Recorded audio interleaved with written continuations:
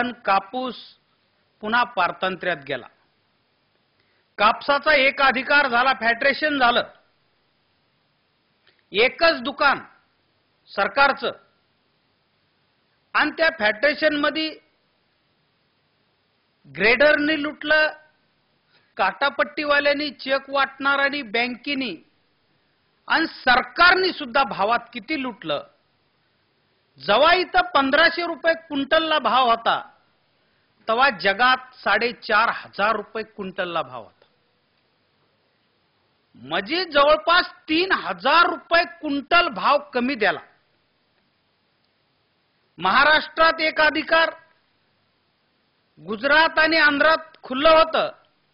जेव्हा इथं 1500 भाव होता, तेव्हा आंध्रात 2500 भाव होता. इथं भाव मिळत नाही, आपलं महाराष्ट्र सरकार भाव देत नाही. म्हणून जर का आम्ही कापसाच्या ट्रका भरल्या आणि आंध्र प्रदेशात न्यायचं ठरविलं, तर लगेच पोलिसांनी बाउंड्रीवर त्या ट्रका अडकिल्या,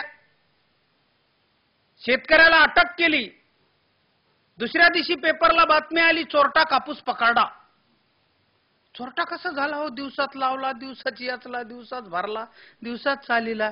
ह्या कडू पोलिसांनी गांजाच्या ट्रका सोडल्या आणि आमच्या बापाच्या ट्रका अडविल्या. अरे एका दाण्याचे 1000 दाणे करणारे आम्ही. 1 किलो पेरला तर 10 क्विंटल आणतो.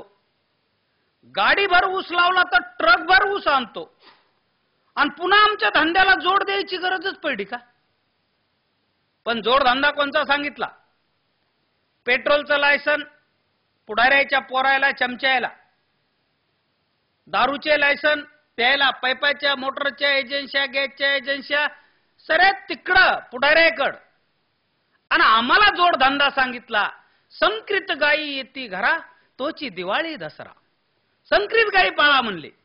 दुधाचा भाव 10 रुपये लिटर, पाण्याचा भाव 15 रुपये लिटर. ह्या दळभद्रेंनी पाण्या इतका सुद्धा भाव दुधाला द्याला नाही. तो बी धंदा फसला. पण तो धंदा आम्हाला सांगायची गरज नव्हती हो. आमची माय काम करते, आमचा बाप काम करते, आमची भाऊजाई काम करते, आमची शाळेत आलेले लेकरं काम करतात, सर्व काम करतात. आणि आम्हाला तो जोडधंदा सांगायची गरज नव्हती.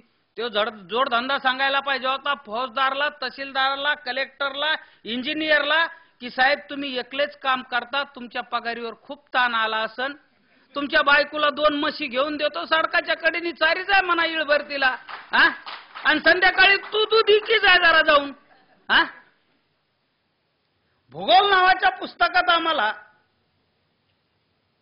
रूपांतरित खडक, अग्निजन्य खडक, वायुरूपी खडक, लावा, रस 5 किलोमीटर पोटातलं शिकिते.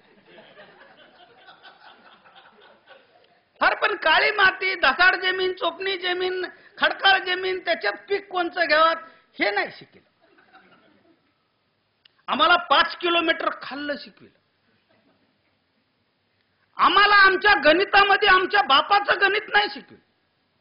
आमच्या बापाच्या धंद्याचं शिकविलं नाही, आमच्या माईच्या धंद्याचं गणित शिकविलं नाही. आम्हाला मोसंबीला भाव काय पाहिजे, द्राक्षाला भाव काय पाहिजे, कांद्याला भाव काय पाहिजे, त्याचा उत्पादन खर्च काय, हे कधी आम्हाला शिकविलं नाही. तुम्हाला शहरातल्या लोकांना सरायला माहिती आहे, कांद्याचा भाव वाढा की जीवनावश्यक कायदा. बरं खरंच डॉक्टर साहेब कांदा जीवनावश्यक आहे का?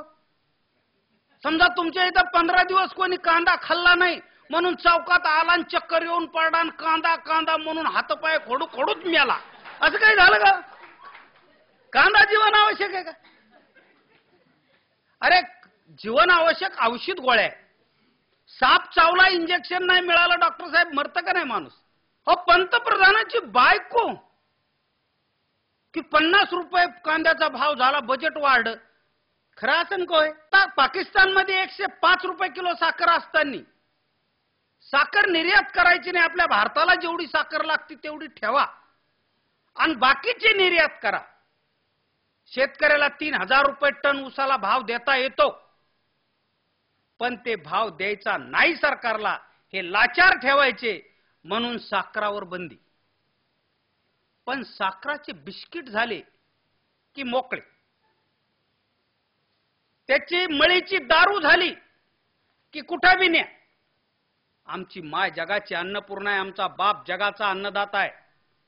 आम्हाला भीक पाहिजे नाही, आमच्या घामाचं दाम पाहिजे, ते बी जास्त नाही पाहिजे, रास्त पाहिजे.